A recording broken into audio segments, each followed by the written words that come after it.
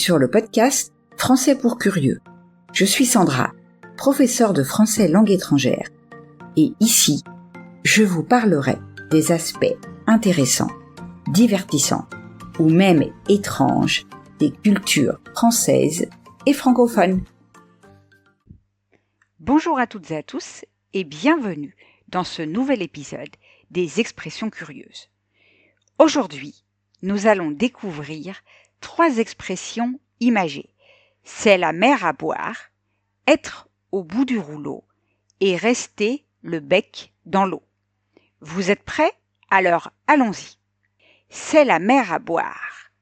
Cette expression signifie qu'une tâche ou une situation semble très difficile, voire impossible à réaliser.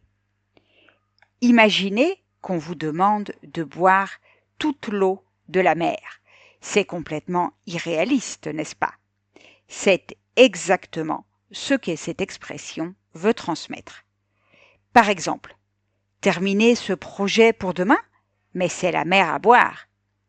Historiquement, cette expression remonte au XVIIIe siècle et symbolise une épreuve titanesque ou une demande déraisonnable. Être au bout du rouleau. Cette expression est utilisée pour dire qu'on est épuisé, physiquement ou moralement.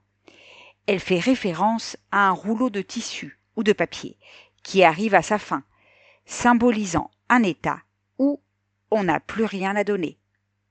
Par exemple, après une semaine de travail intense, je suis au bout du rouleau. L'expression est apparue au XIXe siècle et est encore très courante aujourd'hui, notamment pour décrire une fatigue extrême. Rester le bec dans l'eau.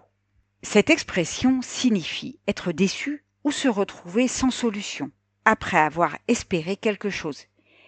L'image vient des oiseaux qui plongent le bec dans l'eau pour attraper une proie, mais qui ressortent les mains vides, ou plutôt le bec vide. Par exemple, je pensais pouvoir obtenir des billets pour le concert, mais tout était complet. Je suis resté le bec dans l'eau. Cette expression date du XVIe siècle et illustre bien l'idée d'une attente ou d'une tentative infructueuse. Et voilà, c'est tout pour aujourd'hui. Merci d'avoir écouté cet épisode des expressions curieuses. Si vous avez aimé, partagez-le avec vos amis et laissez un commentaire. On se retrouve très vite pour d'autres aventures linguistiques.